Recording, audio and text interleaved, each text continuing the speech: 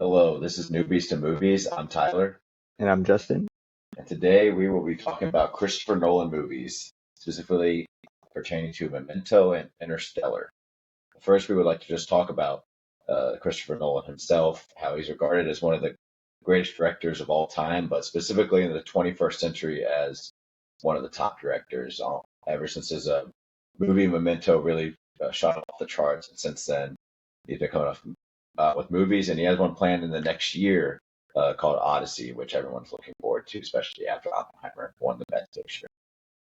I'd say it's pretty nuts that the Odyssey's already sold out of tickets for the first initial release in IMAX, which is says something about Christopher Nolan as a director.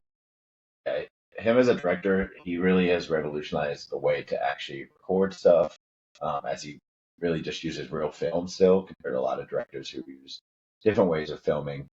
He's really big about like practicalities.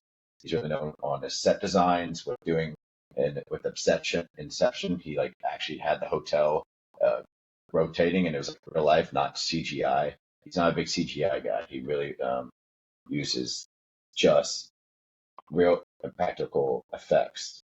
Now it's going to be interesting to see how he does that with the Odyssey, considering there's a bunch of monsters and all that. I don't think he's creating a dragon, so but hey, you never know. But really, just really what I want to talk about him now.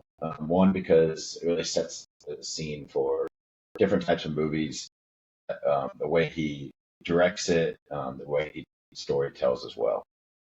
So starting off with Memento, which is his first breakout film.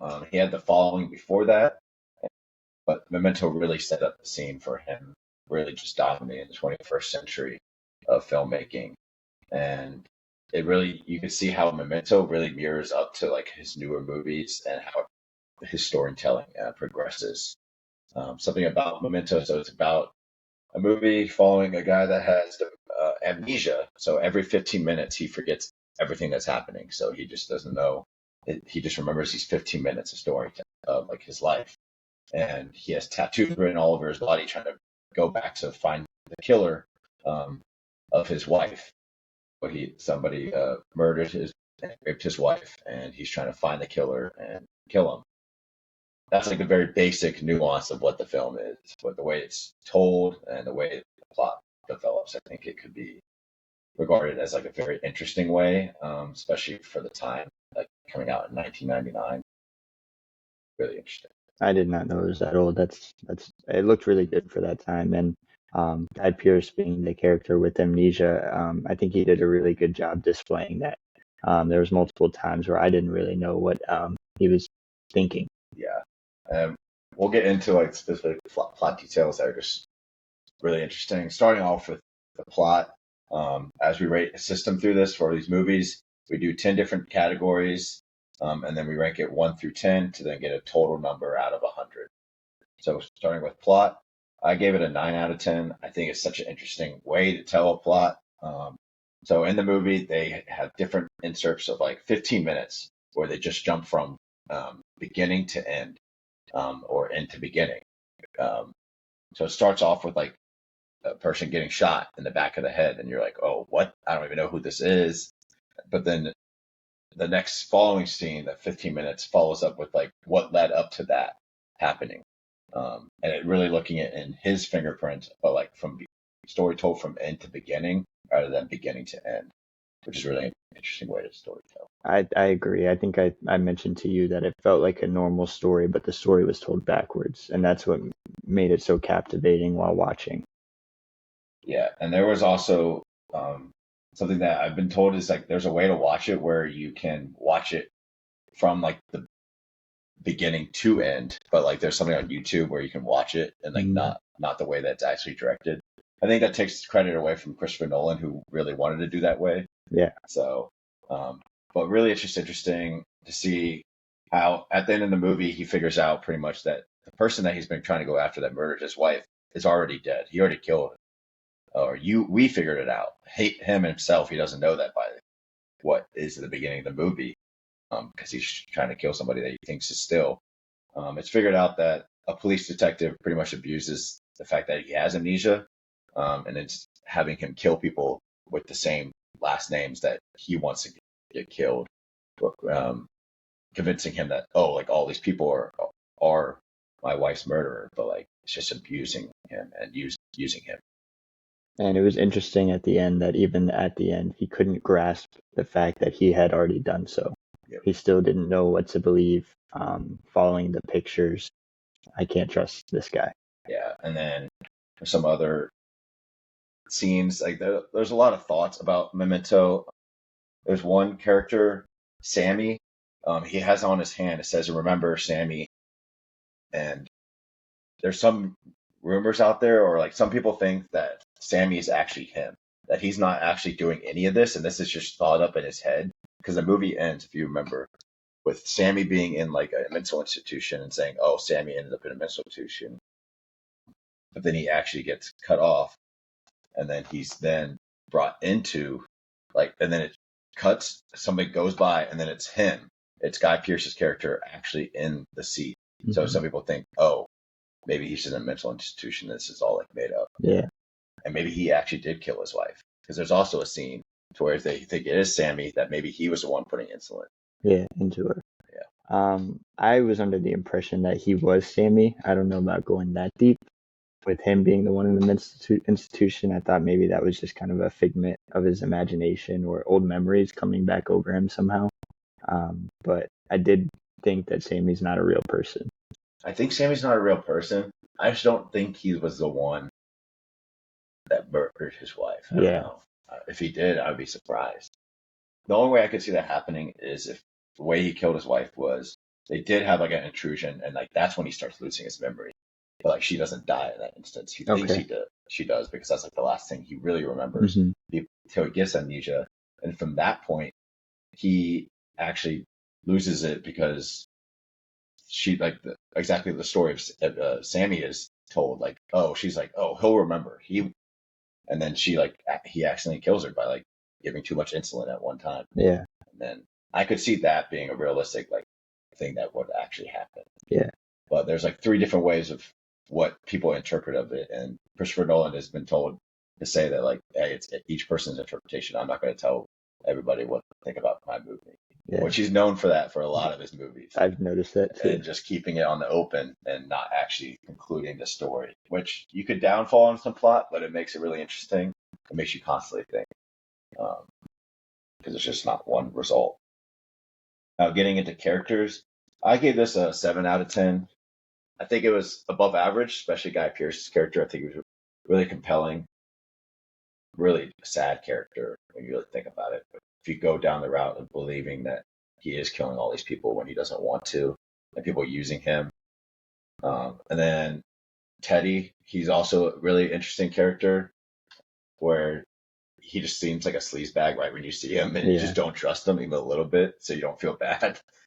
I was starting to wonder if he was even a cop the whole time. Like, I just never felt like what he was saying was true, and part of that was what he had written down was don't trust his lies. I think one of the more interesting characters as well is Natalie. Specifically, like almost like the first 3/4 of the movie, you're like, oh, this woman's like really nice, like they really have a connection. Mm-hmm. And then you learn and you see like one scene where she like literally switches. Yeah. And she's like, oh, you hit me? Okay, I'm going to go outside, and then wait until he forgets. So when he comes in, he can use him to kill somebody that she wants to get killed.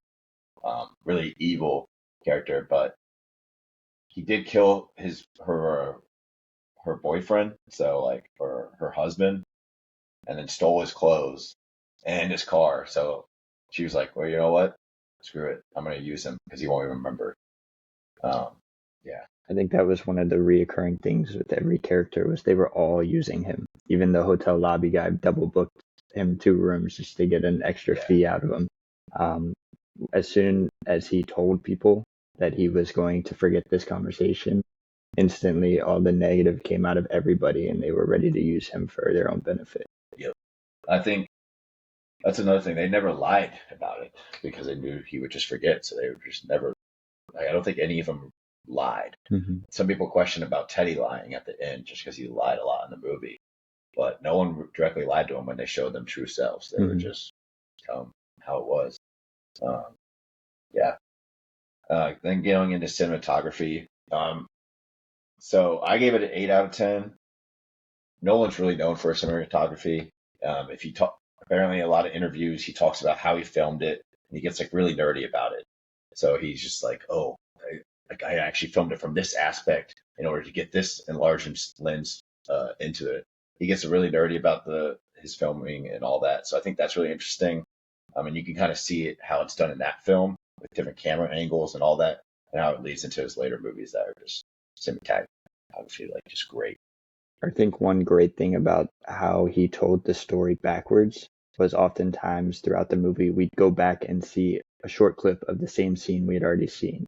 And that was his way of connecting everything. I wonder how it was filmed for the actors. Did they film it in a linear order so they knew the story? Did they film it backwards so they were kind of left in the dark as well? It'd be cool to read more into that. Yeah, I think it was filmed within like a month, so it was not a long filming process. They did it really shortly. Apparently, he also came up with the story with his brother while on a car ride, like a car ride for an 8 hour car ride. They just came up with the entire movie. Wow. And then filmed it in like a month with a very low budget. Well, lower for him. It was like it was like 2 million for him, and then after that, his budget got a lot bigger because they could see what he was working with. Yeah. Really earned his way. Now getting into dialogue, I gave it 8.5 out of 10, mainly because the inner dialogue of him himself and just the way he talks to people and talking to himself really is, I think, really interesting because I think it's really realistic, and people have come out to say that this is like a really realistic way of like how amnesia people like think. They're just like talking to themselves like, hey, I got to figure this out. I got to figure this out. And like just exhausting for like doing it every 15 minutes, but they don't know that. Yeah, I can imagine. And it felt like I really liked the scenes where he was narrating the film himself, especially through Sammy's story, the black and white with him on the phone. That was really interesting because we see at the beginning that he doesn't trust phone calls. And at this point in time, way earlier, he is on the phone pretty much giving himself up for everything. And so we're kind of waiting for this build up where he's going to reach some sort of downfall to where he realizes he can't talk on the phone anymore. That was really interesting.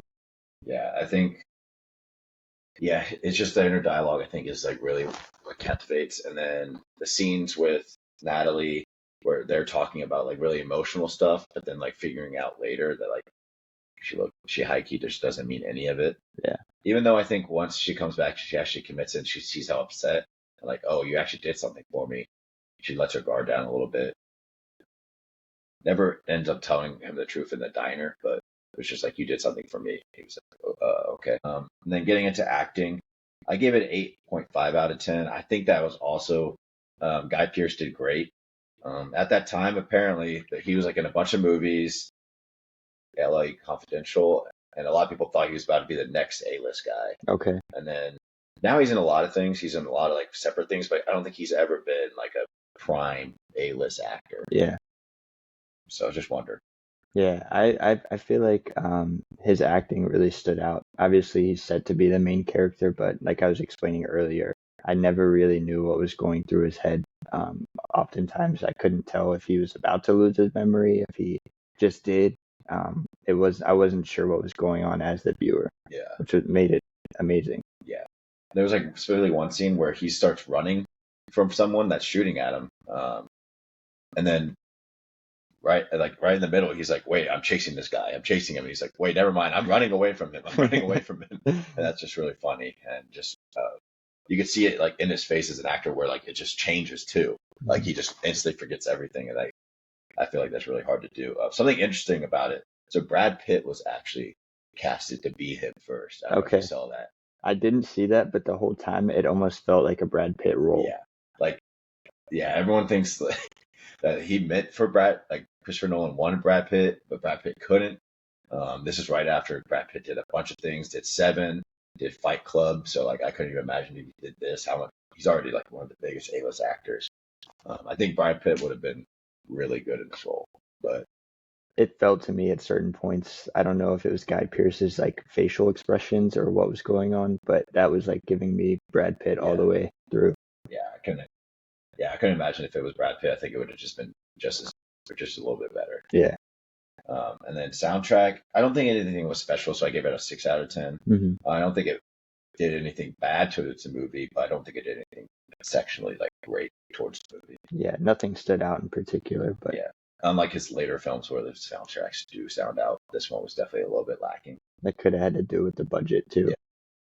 Yeah. Yeah, because apparently I can't remember the rock band, but there was like a specific rock band that was slated to like end the movie with the whole like final 5 movies ends with it, but then they couldn't afford Okay. the music. Set design, since it was only in like a month, I think 7.5 out of 10. I Yeah. think it's slightly above average, but nothing crazy great. Like you could tell it's like a small town. It feels very small, Hmm. which it is like a smaller like plot detailed movie, but I think the set design does well, like prioritizing how small it is. Yeah, I think that did a good job, especially connecting with Guy's character, just because I would imagine he felt small, right? He had to write down everything, every address, every place he was going to go. So to be able to get from one place to another in a short period of time is what he had to do it in. Yeah. He couldn't just kind of go roaming free. He had to have a mission on where he was going. Yeah, and shout out to Discount Inn. Probably the only time they'll ever be detailed in a movie like that. But it was a big point of the movie. And then directing, I gave it 9 out of 10. I think this is again just like one of his movies, like his first big movie where you're just like, oh yeah, this director knows what he's doing. This guy knows how to tell a story, knows how to. It's such an interesting way to tell a story, just jumping back and forth. Yeah, I don't know what else to say other than Christopher Nolan killed it with it. Yeah, like he does in a lot of his movies. It was just a great storytelling and telling it in such an interesting way as he tends to do. And then for editing, I gave it a 9 out of 10 because this movie is edited so well. No matter how they directed it or however they ended up shooting it, of like if they did it from beginning to end or if they did each scene, it's just edited so well to where you couldn't even really tell. Yeah. It's meant to be that way. Throughout the film, you like subtly start picking up on hints, and it was perfectly edited for that reason. Yeah. And then lastly for theme, I gave it a 7 out of 10. I think the idea of like going after somebody that killed your wife is really compelling. It's nothing too crazy original. Mm-hmm. Like now the way he tells the story and the other parts of the categories should be rated higher for the way he told the story, but I think the story itself isn't that crazy of an idea. Yeah. All right, now we're moving on over to Interstellar. Highly regarded as one of Christopher Nolan's best movies of all time, and a lot of people's favorite movie of all time, I'd say. For the plot, I gave it a 9. Just talking about a lot of different themes involved here. Humanity's fight for survival. The idea of time and gravity are heavily played on in this film, and just the connection between father and daughter, or really any family members for that matter, while also the good and evil within human nature, especially when Matt Damon's character comes in. Overall, I really like this film. For the plot specifically, what do you think? I think the plot was great as well. I gave it a 7.5 out of 10 because I think it was great, but I think some points, especially towards the end, is my biggest like critique with this movie is I think the conclusion itself, I don't know, I think it's just slightly confusing, but not in like a good way confusing. I think like oh, they sent us, which I think is them, like from the future, which I understand. I just feel it feels a little bit lazy in that way. And that's like my biggest critique of the film. It's just the end because I think the whole movie like lines up to like this really great like storytelling, and then at the end it's just kind of a letdown for me personally. Okay. Now, do you think it was lazy, or do you think it was Nolan kind of leaving it open for viewers again, like we talked about with Memento? I think now the ending of him going to find Brand. I don't think that part is the like that openness. I like it's like the fact that of him like getting lost out in space, and then he's like in this world where it's his bookshelf, and I'm like, what? Yeah. It's his bookshelf? Like, like I was like, okay, I get you're trying to like say this connection with him and his daughter are like so special, and that's what's gonna do it, but I was like, also it's a bookshelf. Yeah.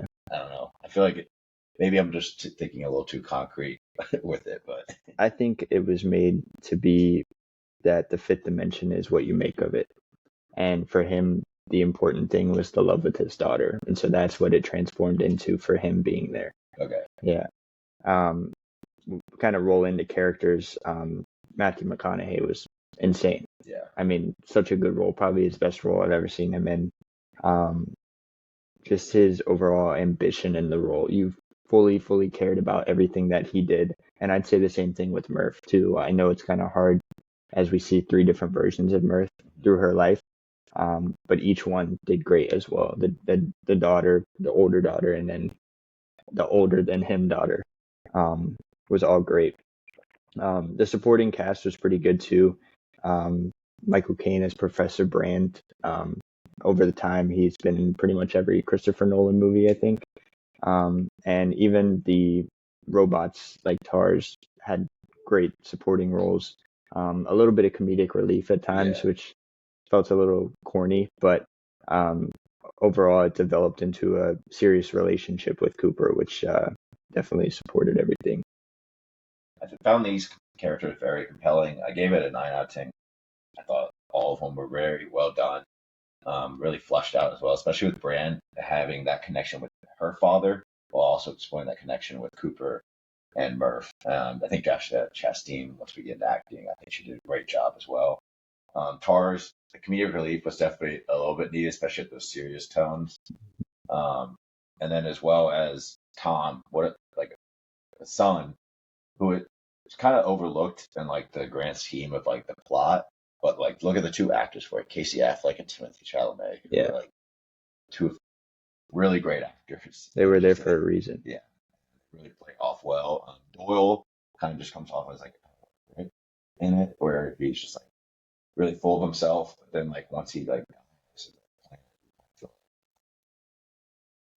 go for it, and then when they come back for 23 years to normally be just distraught, he's like, I didn't think you guys were coming back. He's like, by the way, Yeah. like, it's Tough news to hear. What do you think of Matt Damon in this role? Because I don't think a lot of people knew that he was in it. I had no idea he was in yeah. this going So into it. it's actually something that came out of the movie, which for some reason that Matt Damon's kind of known for that. Mm-hmm.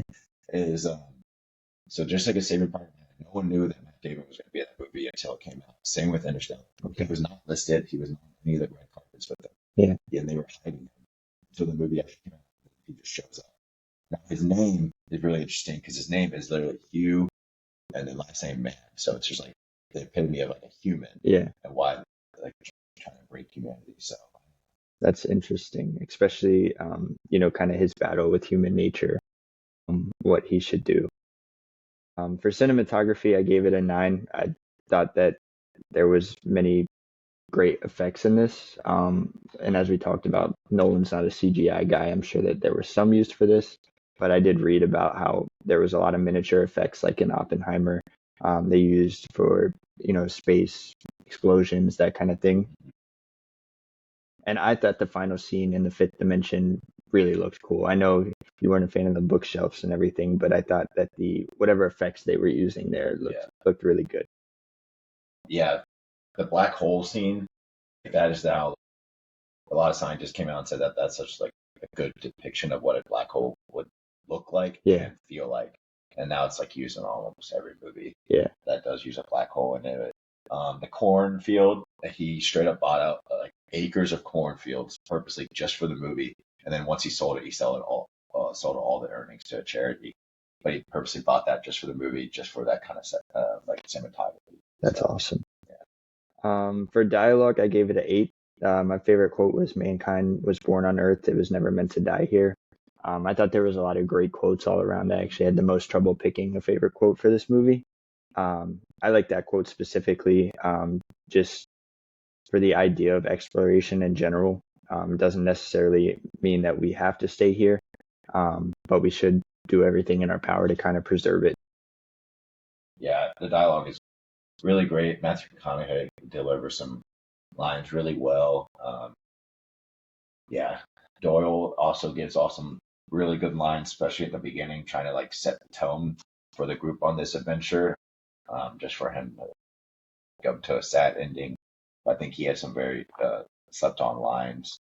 And then, of course, the scene of them saying, like, I solved the equation this many years ago.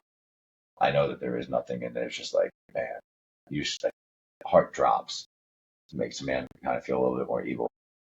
Yeah, it's I was gonna ask you this too because it could have just been me, but it felt like the sound design was a little off at sometimes. Some scenes felt a lot louder than others.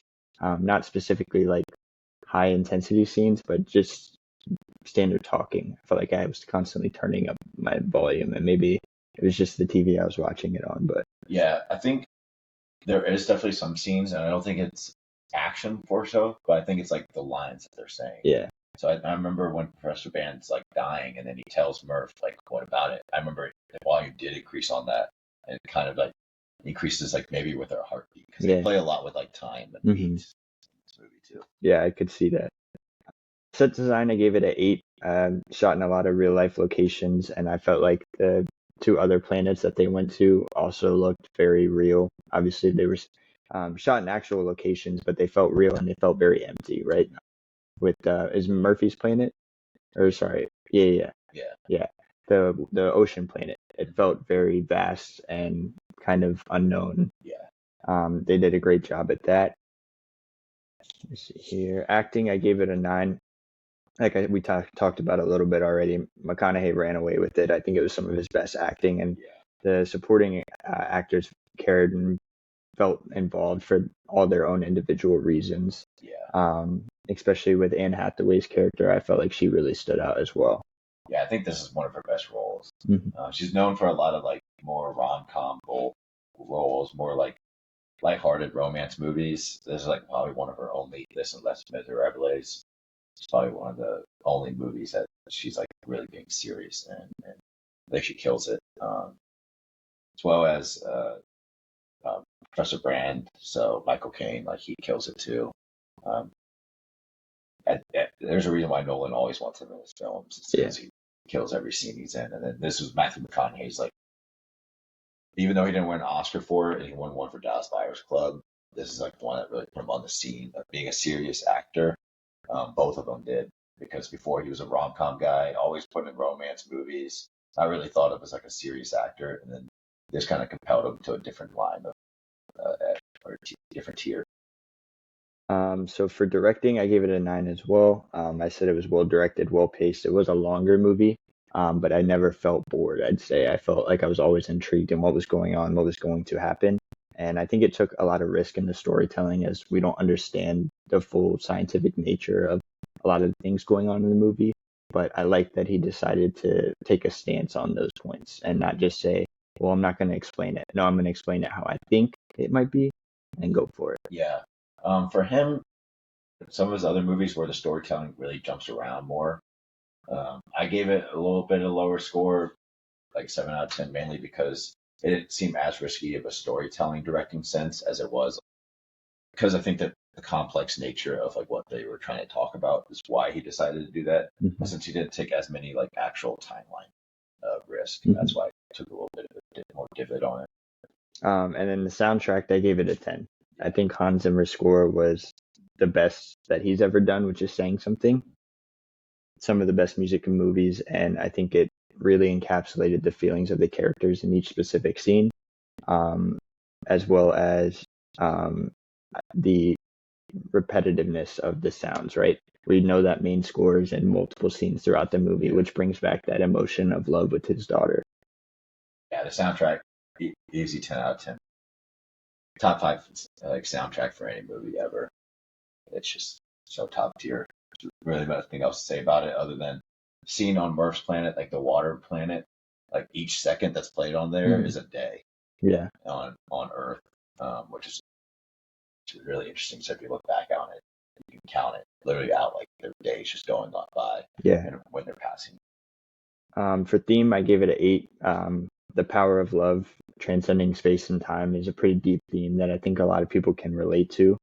Also, just the overall human connection with family, and the drive for survival, especially being so far away from what you would call home. I think there's a lot of ethical dilemmas with scientific advancement, and it kind of explores that as well. Should we be trying to fix things here, or should we be trying to find a way off this rock?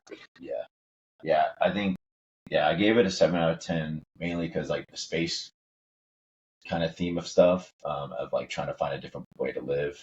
It isn't like a grand idea, but the way they did it was really well done. And through love, all other movies have done it just from like a survival aspect. This was a survival aspect, but it was done in such a unique way of like connecting to two humans across.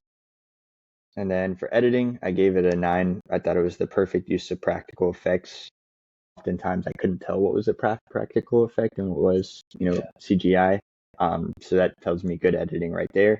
And it took risk where necessary in the story. yeah, yeah.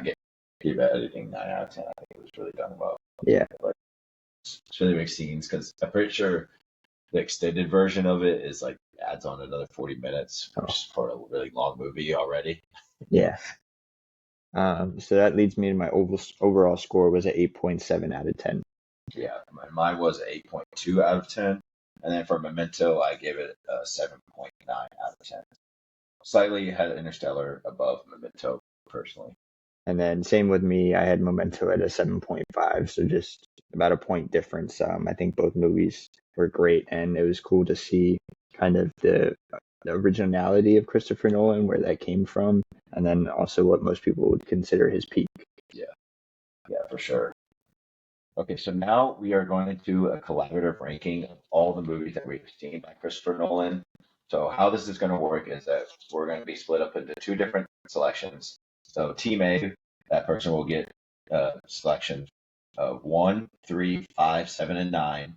And then Team B gets 2, 4, 6, 8. Because we are only ranking 9 of the movies as we have not seen Prestige, Insomnia, and the following. So we're going to do a random name selector, and whoever gets it gets to choose which team they want to get. And then from that, whoever gets that gets to throw out a name.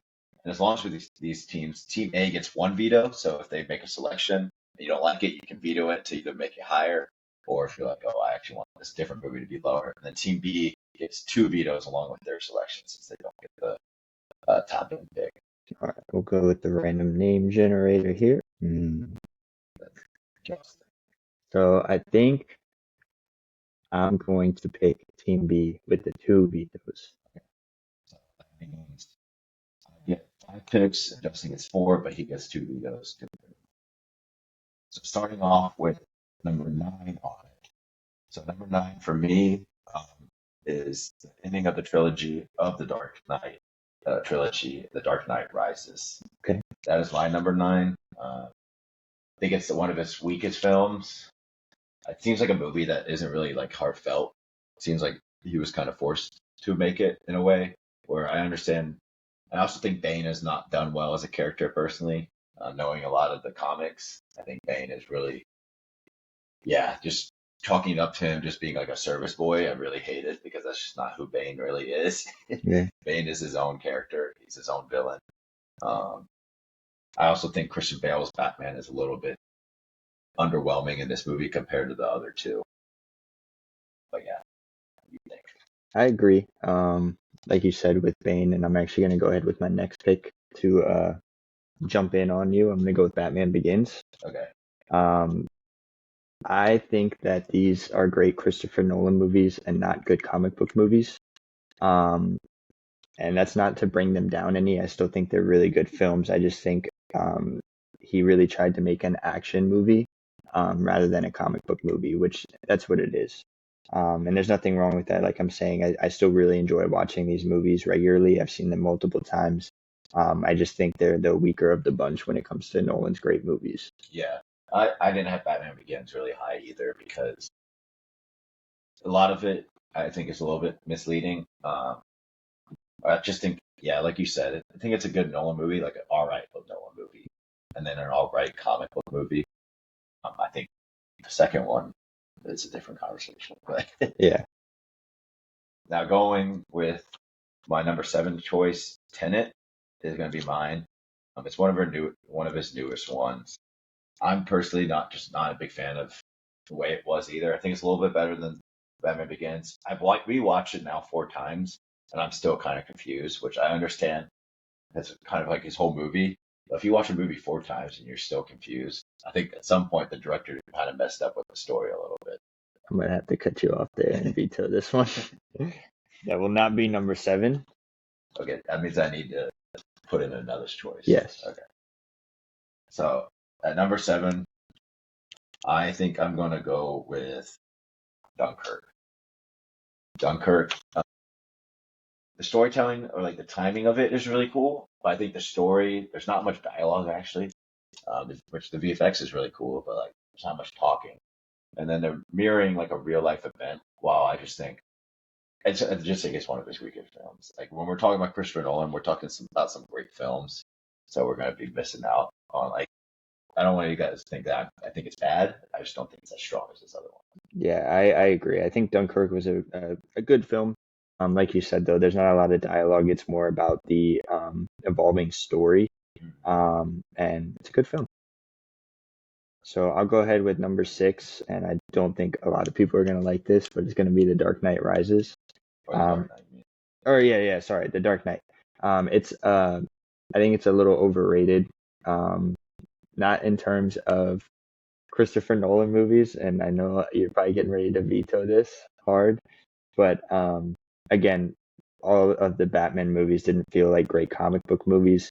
The characters were great in this film. The Joker was unbelievable.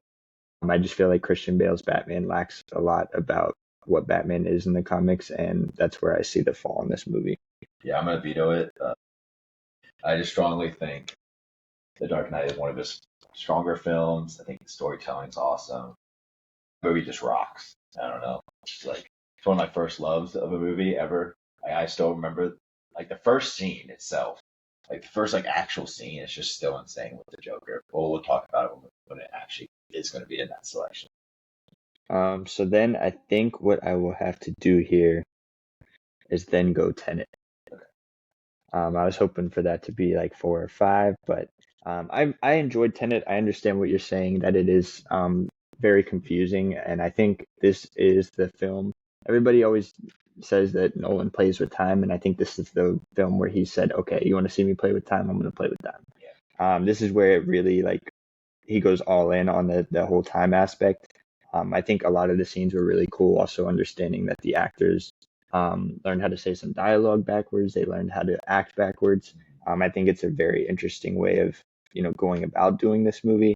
And I think all the acting is pretty good in it. But like you said, it can be very confusing for the viewer, and that's why I think a lot of people would have it even lower than 6. Yeah, I think even though all I said about Tenet, I think some strong things was the acting performances of John David Washington and Robert Pattinson.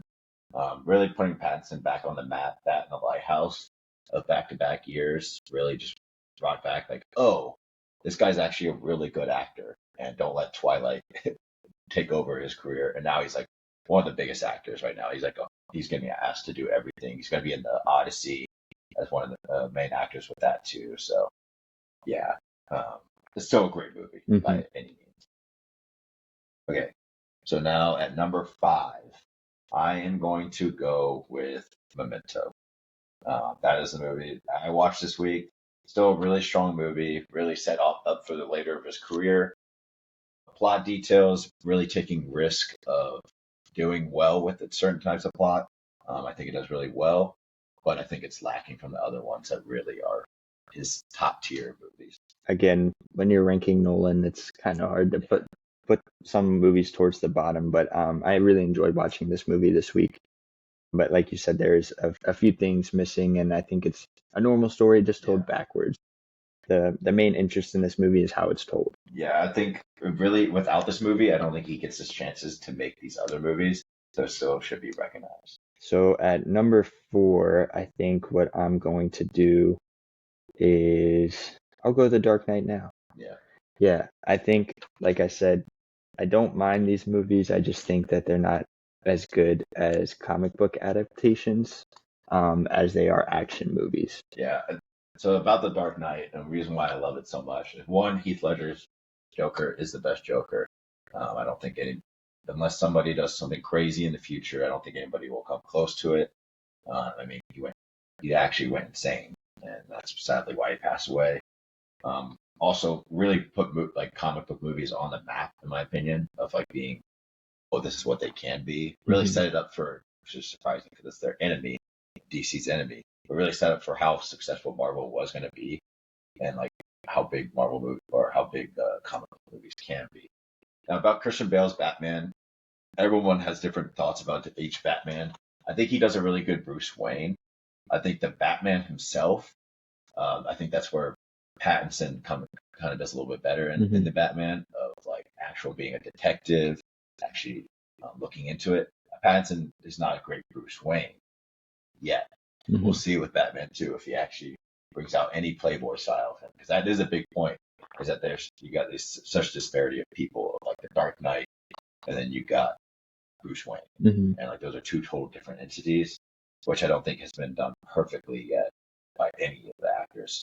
But yeah, I agree. I feel like sometimes his Batman just felt like an action hero rather than like a detective, and on the ground, ready to get in there with the villains, scrap with them. It felt like more he was just kind of a rich boy who knew how to fight a little bit. Yeah, the Dark Knight too, building up the scenes of him like he doesn't want to kill, but the Joker wants him to kill. Yeah, and he's like, kill me, kill me. Yeah.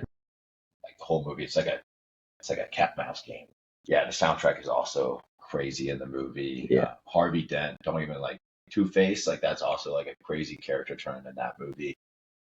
Seeing it like happen from beginning to end, like, oh, he's future, and then Batman, Bruce Wayne takes the hit on him, or takes a hit on the Dark Knight, saying like, oh, blame me, I'm the one that did this all this, and Professor or Officer Gordon, he's just like, are you sure? Like, and then Dark Knight Rises kind of takes that away, but whatever. Yeah. What they're building up to, and like how he's supposed to just be a savior. Who knows? Maybe there was like studio disconnect or Yeah. what was getting involved there with that. Okay. And number 3, I think I'm going to go.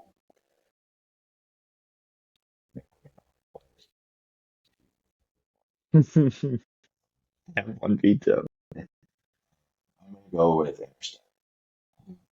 A little bit below the next two, mainly because I think the ending compared to the other two is not always there. Still a great movie, one of my favorite movies. People like worldly renowned. If either people don't put it in their top 50 and say it's horrible, and then which is completely false. People think it's like the best movie of the century. I'm more of like the middle ground. It's great, but it's not. I have to veto it. I can't veto your next one because there's no other movie to put it in. Give you a real challenge here. Yeah, so I'm gonna put Oppenheimer. Mm. I think it's his culminating one that really got him that Oscar finally. I think he deserved before that for his other movies. It is a straight up story told, but Cillian Murphy finally gets his story. Because Cillian Murphy is in Inception. He's also in Dark Knight. And Begins, and so he's in a lot of Christopher Nolan movies. And then finally, this is his big. It's a crazy movie for a really long movie, getting as much money as it did. Yeah. In the theaters. At that time, we actually went to go see Oppenheimer. We dressed up in suits. Yeah. To go watch it. Yeah, I still love this movie today. It's a pretty long watch, but I really like how it's kind of split up into 3 parts. And I think that evens everything out in the movie.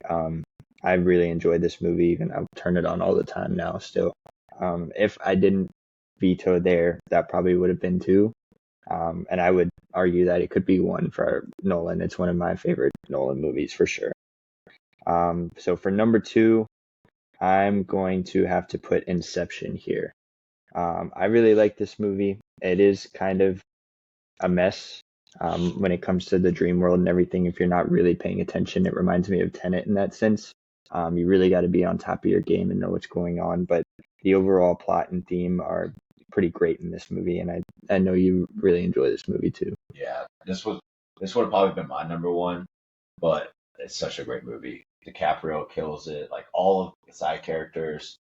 I just like the idea of like the dreamscape idea, how it was like a military design that's now gone off the rails, and the fact that like you could put an idea into someone without them even knowing, and then how they militarize their mind to not let that happen. It's like such a small world, such a small thing, but it's just such a large concept. Yeah. And then like dream designing, um, yeah, I don't know how Nolan doesn't win a best director role for this movie at all. Like how crazy he did to direct it. The hotel scene, everything is like practically done other than like the world turning, honestly. Yeah, such great practical effects in that movie as well. Yeah, Tom Hardy also kills it, like Mhm. all of them. I just think the idea is great.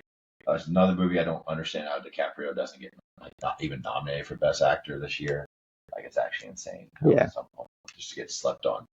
I think it's known as like a top Nolan film, but like it just didn't get the love it deserved at the Academy Awards. Yeah. And then you have number one. Yep, and then number one will be Interstellar, which was one of our watches this week. We've talked in detail about it. It's worldly renowned as like one of his top movies, but also some people like are obsessed with this film, where it's like their number one film ever. Um, and then some people really, when it first came out, there was a lot of like renounce of like people not really liking it. I think it was really like hated on when it first came out, and now that time's progressed, people like it a lot more. I think too, especially with our list, I think you could interchange that last three or four, and it's not going to upset anybody. Yeah. They are all great movies, even all the way to 9. I know there's some Dark Knight Rises supporters out there. Yeah. He doesn't have a lot of misses, and I'm still interested in seeing the other ones like The Prestige and all of those. So Yeah, in my opinion, all these are like good movies. Like they're all above like 5 out of 10 for me. All B movies are plus, so it's like really hard to rank all these top movies because some other directors have really low lows. I don't think he has like such a low low that you're like, oh man, yeah, you really missed on this. there's not a lot of misses when it comes to him, and I am really excited for the Odyssey next year. Yeah, the Odyssey's going to sell out like crazy. There has been a lot of billion movies in the past couple of years ever since COVID. I mean, one of his was. So Yeah. I think Odyssey's going to kill it there. I'm really interested also in the Odyssey because you got Tom Holland playing like a big role finally, like a real drama role. He's been trying in the past. People have really hated on his roles. And they're just like, oh, you're only known for Spider-Man. So I'm really interested to see how he plays. And then Matt Damon finally gets his leading role in a Christopher Nolan film where he's been like kind of surprise characters or like cameo characters in other movies. And I think that says a lot about Nolan as a director, how all of these big actors want to be involved in whatever he's got his name on. John Barenthal is also in it, which I like him. Everything that he's in, I like. I just watched a movie today, Wind River, and he was in it. He's only in there for 5 minutes. It's such a compelling scene. He just steals the show, so I can't wait to see him like in a movie, like a big movie like this. Another really slept on actor that I think is kind of getting hated on. Yeah. And Zendaya's also in it, which feels like she's in everything now. Yeah. But yeah. Overall, just to conclude it up with talking about Christopher Nolan, one of the best directors of all time, and I think the sky's the limit for him. But still, like I think he's still dominating the 21st century. Like it is his. When you think of one director for the 21st century, I think of Christopher Nolan. I agree. He's got his name on everything, and everybody wants to root for the guy. Mm-hmm. So next week we are going to be going off of a topic, and we will also be bringing a guest that we will keep secret until the day of. But it's going to be heist movies. So if you guys know any heist movies that you want to recommend, or just throw out any heist movies that you really like, we would like to know. Yeah, I'm excited. Yeah, me too. All right, thank you for watching.